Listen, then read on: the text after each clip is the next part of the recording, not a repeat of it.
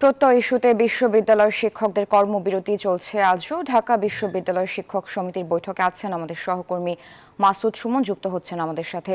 সুমন, বৈঠকে কি নিয়ে আলোচনা চলছে এবং কারা কারা রয়েছেন সেখানে আমাদের বিস্তারিত জানাবেন।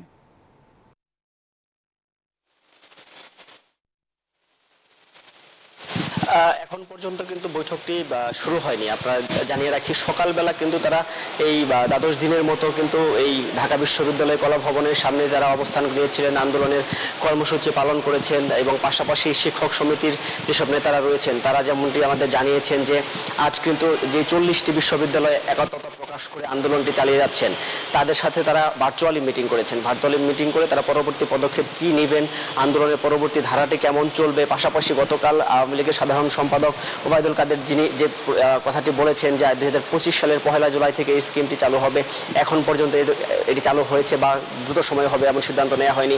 সে বিষয়ে তাদের কাছ থেকে যোগাযোগ করা হয়েছে কিনা বা তাদের সাথে যোগাযোগ করে এই ধরনের সিদ্ধান্ত নিয়েছে কিনা তেমনটি কিন্তু তারা জানাতে পারেনি। তারা বলছেন যে প্রথম থেকে যে ধোঁয়াশার মধ্যে ছিল, তাদের সাথে বা রাজনৈতিকভাবে বা সরকারের পক্ষ থেকে যোগাযোগ করা হয়নি তেমনটি বলে আসছিলেন।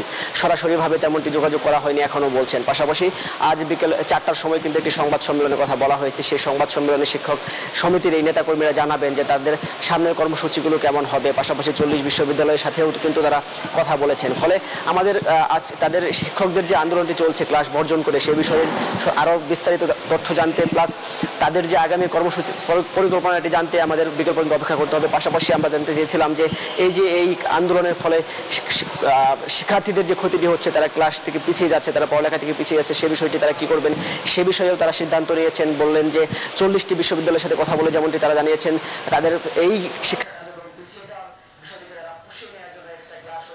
সুমন, আপনাকে ধন্যবাদ।